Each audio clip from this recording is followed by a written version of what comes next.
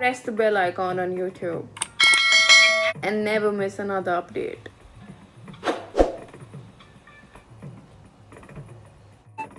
Did you know the Rajput or the Royal Dussehra is quite unique and it's very different from anywhere in the country? Let's listen to the story. The festivities started from the Sthapana day. On this occasion, animals were sacrificed at the shrine of Durga and various manifestations of the goddess in the forms of Rudrani, Mahakali, and Chandika were worshipped.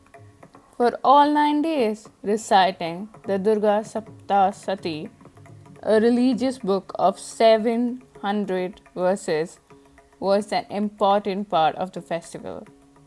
The Hakikat Bahi of Jodhpur preserves a copy of the letter from Maharaja Vijaya Singh to the district officer of Nagaur of 1778 AD, in which full instructions for the celebration of the festival were given by him. The letter throws sufficient light on the rituals and formalities observed on the occasion. According to it, on the first day, the goddess Durga's image was installed and javara or barley seeds were sown and worshipped. On the eighth day, 9 virgin girls, representative of Durga, were worshipped by each warrior. On the ninth day, offerings were made to fire, and feasting and merrymaking concluded the Navaratri festival. The sprouted javara and the image of the goddess was taken to a pond or a tank in procession, and great rejoicing and night vigil manifested with singing and dancing. The ninth day of Navaratri, called Navami, is the culminating day of the 9 day festival. On Navami, Rajputs everywhere recognize and worship the various aspects of their life on which they depend for their livelihood. It is known fact that one cannot separate a Rajput warrior from his horse, and the reliance and dependence of the Rajput warrior on his horse can in no way be underdetermined. It is not just in India but the world over that many a household has survived because of the unflinching and faithful services rendered by the horse to the man. Here we can see the painting of 1761 where Rana Arvind Singh of Mewar displays his skill in horsemanship, which was learned by every Rajput warrior at an early age. It is therefore appropriate that one day in the year be especially dedicated in recognition of the usefulness of the horse and its contribution to the survival of the Rajput community. This is an important festival specific to the Rajputs. It is called the Ashwa Poojan or the worship of horse. This practice is followed to this day by the Rajputs of Udaipur. What is Ashwa Poojan? It is an important festival for the Rajput warrior as he celebrates his devoted and valiant steed, his most powerful symbol, and all his weapons on Dussehra. The Ashwa Poojan ceremony or the worship of the horse commemorates the bond of interdependence between the Rajput and the horse and the partnership of centuries. Ashwa Poojan is really the grand finale to the Navaratri festivities, invoking both the power of Durga and the Ashwa. Complete regalia, the Marwari is ready. The pink ornament which is present between the horse's ear is called Kalingi. These are the pictures of 2010. The stallion is called Raj Tilak, bipaled, then aged 14 years. Complete decoration is done in silver. The horse participating in the pujan belonged to an internationally recognized breed known as the Marwari. This name is reflective of their area of origin, which is now a part of the present state of Rajasthan. Marwari. The salient characteristics of the breed are that they are extremely sure footed on hard rocky terrain and are at equal ease in the sands of the desert.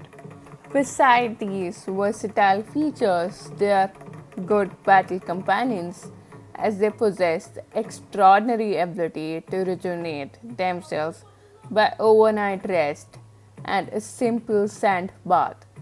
Do you remember Chetak, the horse of Maharana Pratap, was also a Marwari? Do you know the art of selection or choosing the horse is exceedingly complex and is described in books known as the Salaughter? A Salaughter is an ancient encyclopedia about horses and include complete information related to them, such as breeding, training, grooming, showing, veterinary cover, good and bad wolves, etc. These documents, updated from time to time, are based on the experience of eminent Rajput horsemen. Ashwa Poojan originated in ancient times but is still practiced in Mewar.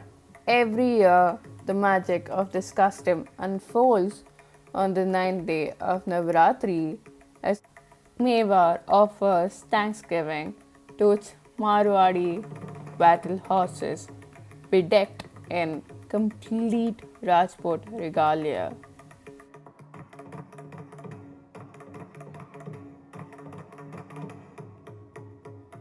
Here we can see the Ashwa Poojan ceremony being preceded by Rana Shriji Arvind Singh Mewar, the present Rana of Udaipur, on the 21st October 2015.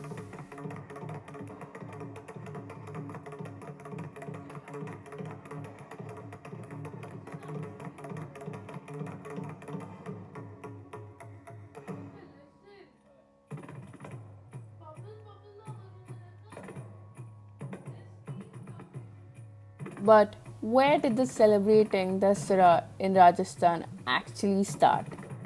Since time immemorial, Dussehra was an important festival for all Rajputs in general and the warrior class in particular. It was observed on the 10th day, Dashami, of the bright half of the month of Asuja Ashwin, in commemoration of Lord Rama's victory over Ravana. Dussehra was the culmination of the Navaratri festival, 9 nights of worship of Ma Durga, the warrior goddess. Rajput princes used to celebrate Dussehra in a magnificent style by holding darbars, receiving nazars, and conferring ranks and honors on deserving officers. Vassals used to pay homage to the Rana on this day. Horses and elephants were brought out for display after being duly washed, groomed, and bedecked.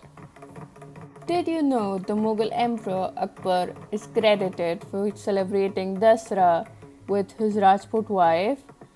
Though Jahangir is also known to have shown reverence to the customs while staying at Ajmer, Jahangir celebrated the Dussehra festival in the usual Rajput manner.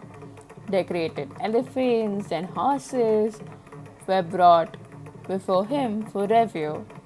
A procession was taken to the place where a semi tree was being worshipped. Rajputs worship weapons in Ajmer even today, reviving old age traditions of Rajasthan. The Rajput community worship weapons to mark Dussehra. Weapons of different types were brought to the Durga temple at Kundan Nagar and were worshipped. All rituals. The weapons included guns, swords, and knives. Now they worship it. Rajput army people vowed to fight again if Pakistan continued terror attack, but then it was a time of war.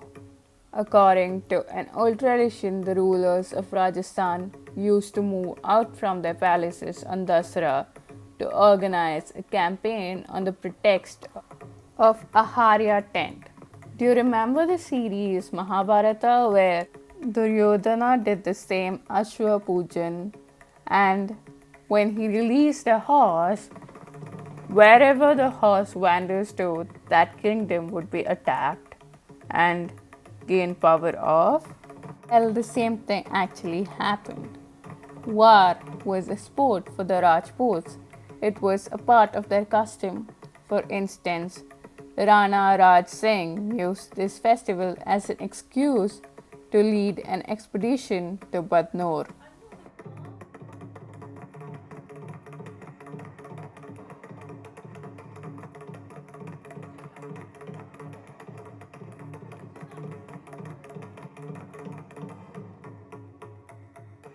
In Kota, which also reigns supreme among tourists for holding gala celebrations for the Dussehra festival, the Dussehra festival of Kota can be touted among the major attractions of the town.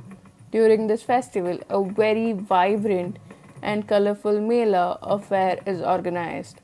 Dussehra is joyfully celebrated almost all over India but is a class apart in Kota with a 75 feet tall effigies of Ravana, Kumbhakarna, and Meghnad which are burnt here on Dussehra Day.